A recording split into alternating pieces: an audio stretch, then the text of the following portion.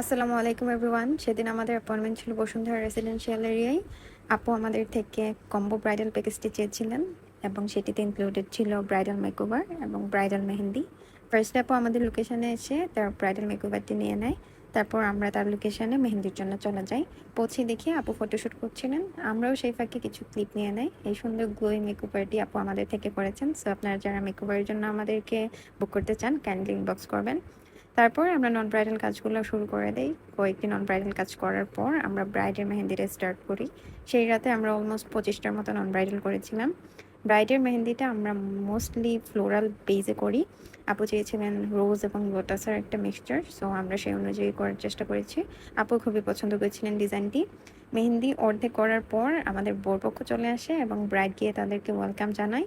সেখানে আপু মেহেন্দি কিছুটা নষ্ট করে আসে এবং আমাদেরকে সেটা ঠিক করে তারপর মেহেন্দিটা কমপ্লিট করতে হয়।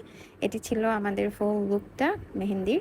তারপর আমরা মেহেন্দি কিছু ক্লিপ নিয়ে ফুড সেকশনে চলে যাই এবং ফুড সেকশনে আমরা অনেক ধরনের পিঠা ট্রাই করি, সাথে ফুচকা।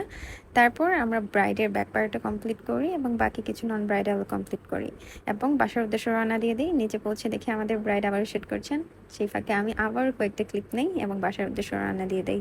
আপনারা যারা আমাদেরকে বুক করতে চান আপনাদের বিগদের জন্যে অবশ্যই আমাদেরকে ইনবক্স করবেন। আমরা বসুন্ধরা রেসিডেন্সিয়াল এরিয়াতে অ্যাভেলেবেল আছি অলওয়েজ, এবং বসুন্ধরার বাইরে ঢাকার কিছু অংশে আমরা হোম সার্ভিস দিয়ে থাকি। সো আপনারা যারা বুক করতে চান আমাদেরকে কাইন্ডলি ইনবক্স করবেন। We are always available. Thank you everyone for watching us. আল্লাহ হাফেজ।